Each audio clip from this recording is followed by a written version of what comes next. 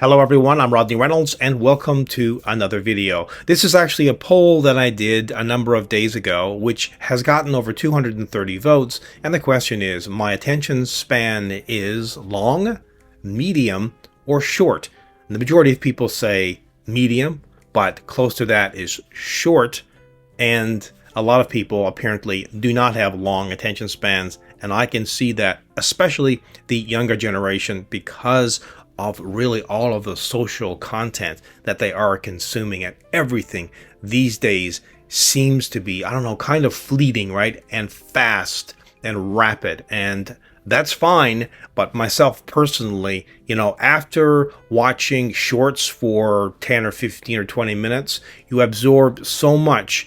At the end of it, I'm not sure you actually absorb anything, because unless you focus on something and you focus on that alone, it's hard to really, in my opinion, absorb it and truly understand it. That's from my perspective, at least. And that's why attention spans are a subject of growing concern, because in today's fast-paced and digitally driven world, this can cause many other issues, right? So, in this modern landscape with its constant influx of information and entertainment, it really has reshaped how we engage with content completely. And I believe this to be true. Shorter forms of media, like, on social media posts and these little teeny tiny under 30-second video clips, is kind of teaching us to not have long attention spans. However, it is very important to recognize that attention spans are not universally declining, and that is, of course, a good thing. I think they're more of a problem in developed countries than not, because we have, in this digital age, I think in some respects lost track, and we have become servants to this in a way. We just sit back like zombies and flick, right? You can say, well, why not do that instead of anything else? Well, it can be good and bad. I know that myself, as I mentioned already, that flipping through content continuously all of the time, I feel it. I feel that it has an impact on me, and I have to give it up and I have to stop it. Now, I'm older. If you're in your 50s, 60s, or if you are older, you grew up in a different generation, we were taught differently. Start something, finish it, focus on something. So a little bit different, I think, than the younger generation. And who's to say what's better, right? A short attention span or a long one? Probably a medium one, something in the middle where you can absorb content rather quickly and learn. I do find myself on YouTube, if it's a long video, I speed it up to absorb it quicker. And generally I can. If you get used to that, you can, and you can teach yourself actually to do that. I do the same thing with podcasts. I always speed them up a little bit, not too much, probably 25% faster, because if you speed it up any more than that, well, it just sounds super weird. But without long attention spans, it's going to be very difficult for you to focus, especially if you are learning, like, for example, at the college or university level, right? All kinds of sophisticated models and problem solving and creativity. It's very difficult to do all of that and to absorb all of that and to learn without having a long attention span. And in saying that, of course, if you have finished a college or university degree or something equivalent, you probably have a medium to long attention span.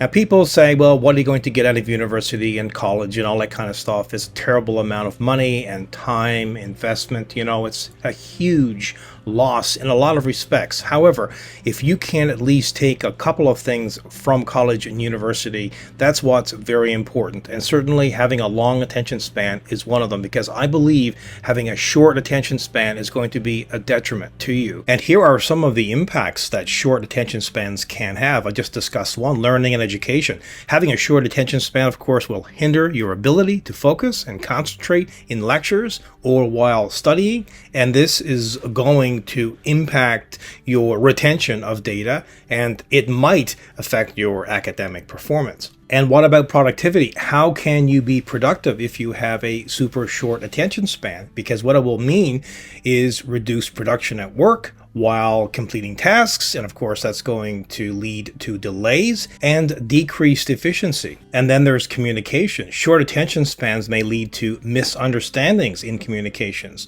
as individuals might miss crucial details or fail to actually listen. And I do find that a serious issue these days. And creativity. If you're taking on some kind of creative endeavor, how is a short attention span going to help you? It's not. It's going to disrupt the flow of ideas and limit the depth of creative exploration. And here's something that I always thought. When I'm driving out there, I just wonder where people's heads are. They're all over the road. They don't know what they're up to or doing, or that's the way it seems anyway. And this might have something to do with short attention spans, right? And that's to do with safety. Because if you don't have a long or medium attention span, you're going to probably pose more risks for accidents than someone who has a long attention span and can focus on things. Like, for example, when you're driving, you're supposed to be focusing on driving. And having a short attention span could lead, or contribute at least, to stress,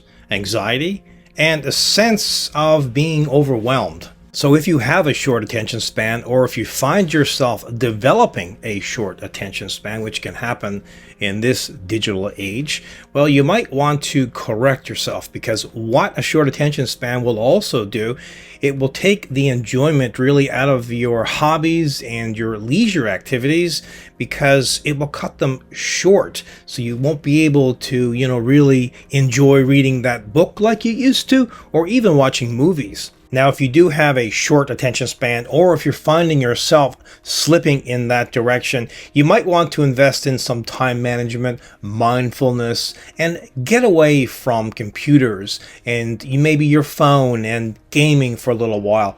Do a digital detox if at all possible. What do you guys think? Please comment below. Anyway, I hope you enjoyed this video. And by the way, if you are listening to this on a podcast, hello, because I am porting a lot of these videos now to the podcast side of my channel as well. So if you are, let me know if you can come in here and go to this video and maybe make a comment if you are actually watching this, or I should say listening to this on a podcast. Again, hit that notification bell, like, share, subscribe. Comments are always welcome. Consider becoming a Patreon.